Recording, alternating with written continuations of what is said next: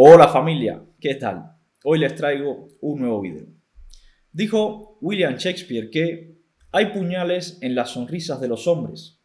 Cuanto más cercanos son, más sangrientos.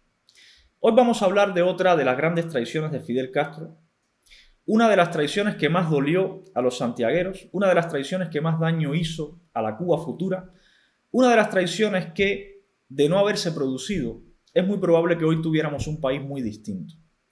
Hoy vamos a hablar de Frank País, líder del alzamiento del 30 de noviembre en Santiago de Cuba, líder de la lucha en el llano de la zona oriental del país y líder también traicionado por Fidel Castro. Frank País nació el 7 de diciembre de 1934 en Santiago de Cuba.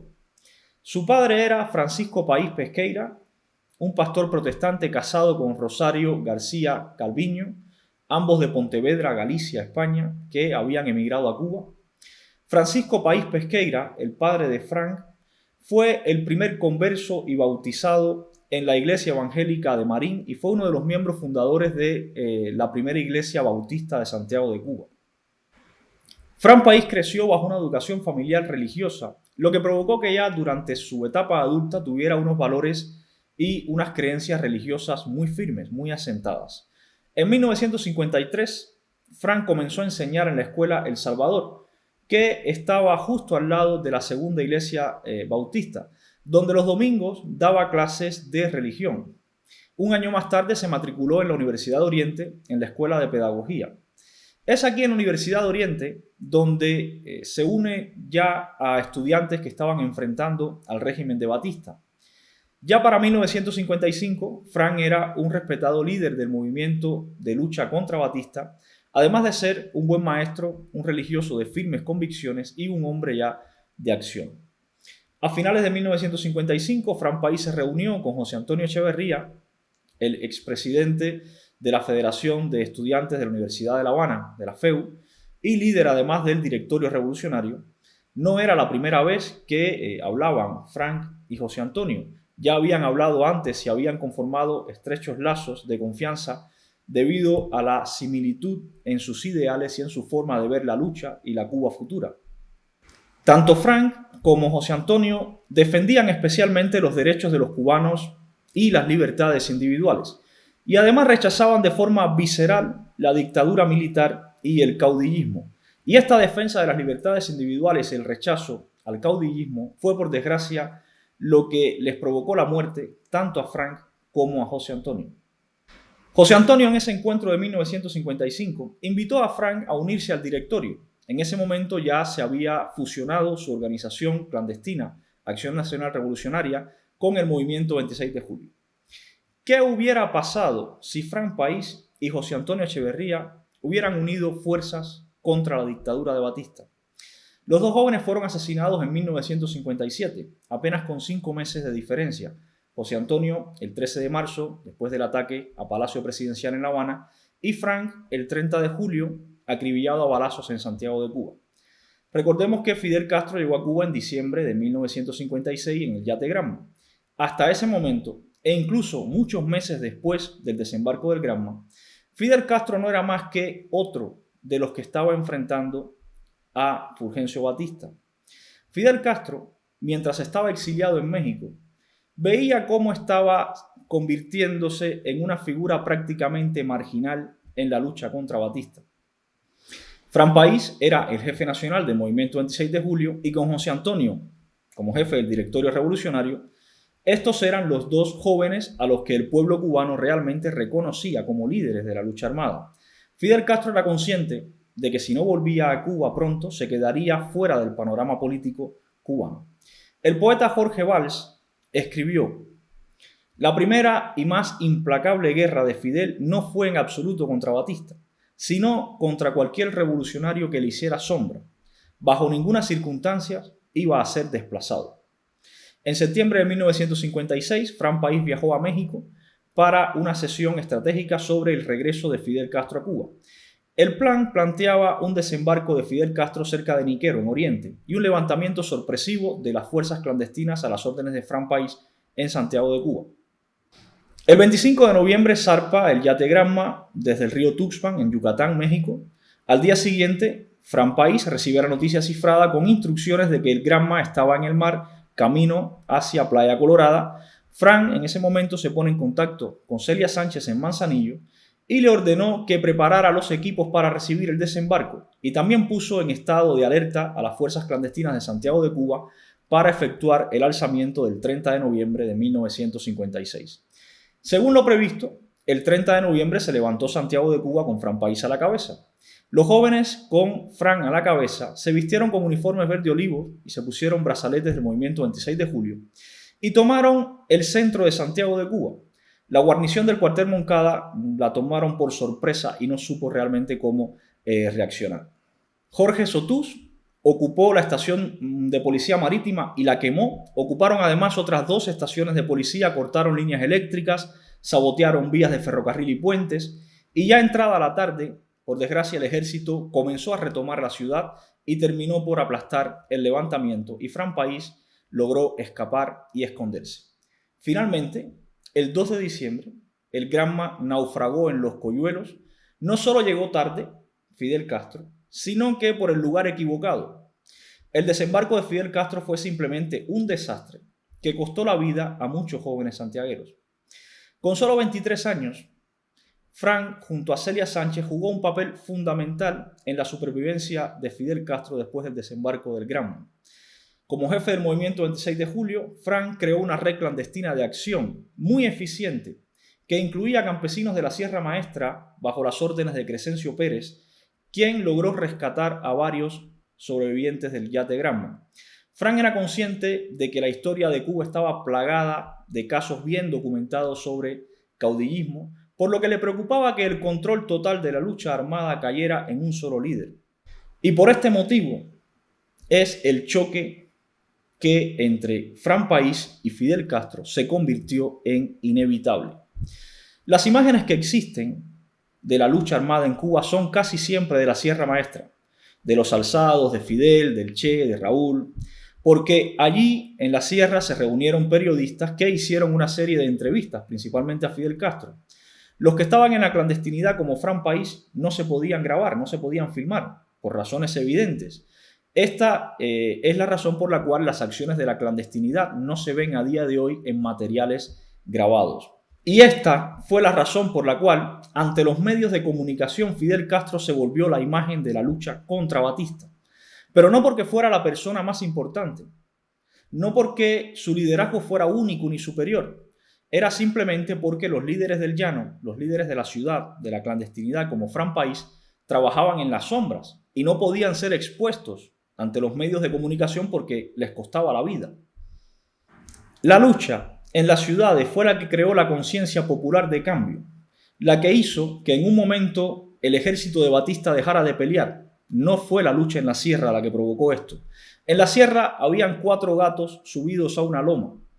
Fueron jóvenes como Fran País y José Antonio Echeverría los que desde las ciudades crearon esa conciencia popular de la cual Fidel Castro se apropió usando los medios de comunicación y quitándose de en medio a jóvenes como Fran y José Antonio que le pudieran hacer sombra.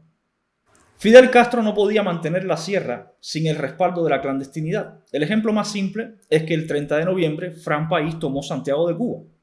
Tomó 2 estaciones de policía, quemó una tercera con saldo de 3 muertos y conservó las armas. Fidel Castro llegó 2 días más tarde con el Granma, que naufragó y después salió corriendo en Alegría de Pío y fue salvado por los campesinos organizados por Fran País con la ayuda de Celia Sánchez. Esta es la muestra perfecta de quién era el verdadero líder. Y Fidel Castro lo tenía muy claro, tan claro que era consciente de que su liderazgo estaba en peligro y se lo quitó de en medio. Fran País era el líder de la clandestinidad del movimiento 26 de julio, un joven de fe cristiana y anticomunista militante. Fran se convirtió en una especie de héroe ante los ojos de una parte importante de la sociedad santiaguera. Las diferencias políticas entre Fidel Castro y Fran País se hicieron insostenibles. El 7 de julio de 1957, unos días antes de ser asesinado, Fran informó a Fidel Castro que el Ejecutivo Nacional del Movimiento 26 de Julio debía estar integrado por 6 miembros y que Castro, con menos de 100 hombres en las montañas, recibiría un delegado. El texto de la carta dice exactamente: La dirección del Movimiento Nacional residía en Bienvenido, en mí y en un pequeño grupo que hacía las veces de ejecutivo gestor. Con fecha de hoy, Bienvenido pasa a ser delegado del movimiento en el extranjero y yo ceso en mi calidad de ejecutivo único. El tesorero nacional, el nuevo encargado de propaganda, el coordinador nacional obrero, el coordinador nacional de la resistencia, el coordinador nacional bélico y el coordinador general del movimiento formarán el ejecutivo en nuestra dirigencia. La dirección nacional estará formada además por 6 coordinadores provinciales. Hemos tratado de situar en todos estos cargos a revolucionarios de pensamiento y de acción, probados a través de todos estos días de duras pruebas y trabajo intenso. Esta dirección nacional se hará efectiva en cuanto converse con Jacinto y María y demás compañeros responsables. Asimismo, queda adscrito a esta dirección un delegado de la Sierra que es Norma. Y aquí termina este fragmento de la carta. Ni siquiera era Fidel el delegado adscrito a la dirección del movimiento. El 30 de julio, 22 días después de esta carta desafiante a Fidel Castro, diciéndole que no iba a dirigir la lucha, sino que sería uno de los 6 mandos de dirección nacional, los hombres de Batista encontraron a Frank y lo mataron. ¿Casualidad? ¿Mala suerte?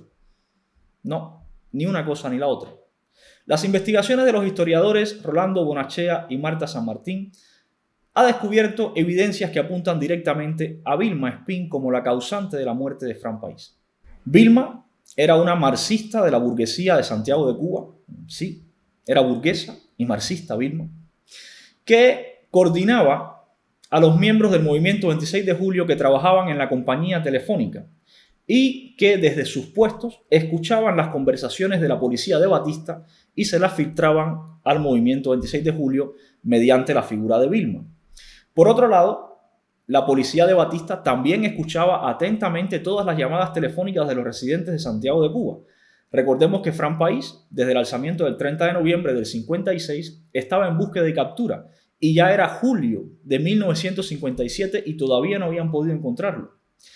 Un dato curioso, Enrique Canto, el hombre más cercano a Fran País dentro de las filas de la clandestinidad y tesorero nacional del movimiento 26 de julio, afirma en su libro histórico autobiográfico que después de la entrevista de Heber Matthews con Fidel Castro en la Sierra, Frank le había ordenado a Enrique Canto que evitara darle a Vilma Espín información sobre su paradero y sus teléfonos. Otro dato curioso, Jorge Gómez, dirigente sindical del movimiento 26 de julio y uno de los últimos compañeros del Llano que coincidió con Frank en una de las casas de seguridad, cuenta que a Frank le molestaba mucho la obsesión de Vilma por seguir sus pasos y por saber dónde se encontraba escondido. Pero hay un testimonio demoledor, el del coronel Roger Lavernia, que era el segundo jefe del Buró Represivo de Actividades Anticomunistas, del BRAC. Este coronel, segundo jefe del BRAC, Lavernia, afirma que Vilma Espín tenía que saber que las fuerzas policiales tenían tomados los teléfonos de la ciudad. Eso lo afirma el propio jefe del BRAC, el que tenía tomados los teléfonos. Por otra parte, Agustín País, el único hermano sobreviviente de Fran País, declara que también él no tenía ninguna duda de que fue Vilma la que informó indirectamente a la policía. Incluso ella reconoció públicamente con posterioridad que Fran País se había negado a llamarla o verla en sus últimos días antes de morir. El 30 de julio de 1957, en la mañana, mientras Fran se escondía en casa de Raúl Pujols, quien también fue asesinado ese día, Frank recibió una llamada telefónica innecesaria de Vilma Espín. Vilma sabía que la policía escuchaba las llamadas porque ella era la coordinadora de los miembros del movimiento 26 de julio que trabajaban en la compañía telefónica. Aún así, hizo una llamada innecesaria a Fran País en la casa donde se encontraba escondido. Aproximadamente una hora más tarde, Salas Cañizares y sus hombres encontraron a Fran País y lo acribillaron a balazos. Santiago de Cuba se conmovió por la tristeza y por la muerte de Frank. Miles de personas siguieron el funeral de Frank por las estrechas calles de Santiago. La bandera cubana cubrió el ataúd mientras la gente cantaba el himno nacional. Con la muerte de Fran País, Fidel Castro sabía que se había quitado de en medio uno de los principales obstáculos que tenía para implantar luego una dictadura militar en Cuba. Si miramos la historia de Cuba, descubrimos que ninguna personalidad importante que implicara de alguna forma la sustitución de Fidel Castro se ha mantenido viva o dentro de Cuba, como Fran País y José Antonio Echeverría, por ejemplo, muertos los dos en el año 57, pero también están otros como Humberto Sorí Marín, José Abrantes, Arnaldo Ochoa, Uber Matos, Camilo Cienfuegos y tantos otros que fueron quitados de en medio por Fidel Castro. En el libro de Carlos Franqui, titulado El libro de los 12, de 1967, aparece un testimonio del comandante Manuel Fajardo que dice: cuando se dio la noticia de la muerte de Fran País por radio, la guerrilla, que tenía hambre y guardaba un lechón asado ofrecido por un campesino, perdió el apetito, todos menos Fidel, que se comió el lechón entero. Fran País fue asesinado por la policía de Batista, pero detrás de ese asesinato estuvo la mano de Vilma Espín, con su llamada telefónica innecesaria, sabiendo que la estaban escuchando y que delató la posición de Fran. Y también estuvo la mano larga de Fidel Castro, que quería quitarse a Fran País del medio. Veía peligrar su liderazgo. Las diferencias entre el llano y la montaña eran enormes. En el llano estaba Fran con su civilismo libertario que buscaba una Cuba futura con elecciones democráticas, división de poderes, Estado de Derecho, libertad de prensa, respeto a las libertades individuales. Y en la sierra, ahí en la montaña, estaba Fidel Castro, con ese autoritarismo gangsteril, ese comportamiento mafioso, egocentrista, prepotente, que hacía que todo tuviera que pasar por su mando y como se demostró después de que tomara el poder. Y estas diferencias fueron las que mataron a Fran País. Fran País fue víctima de otra de las traiciones de Fidel Castro. El mismo hombre que logró salvar a Fidel Castro después del desastroso desembarco del Granma, el mismo hombre que arriesgó su vida el 30 de noviembre para dar cobertura al desembarco del Granma, pues ese mismo hombre, líder de la lucha en Oriente, puso en peligro el liderazgo de Fidel Castro y Fidel Castro se lo quitó de en medio. Y así fue asesinado Fran País. Estos son los datos, familias. Estos son los tristes datos de una de las tantas traiciones de Fidel Castro. Las ideas, las que ustedes quieran, familia. Un saludo. Nos vemos en próximos videos.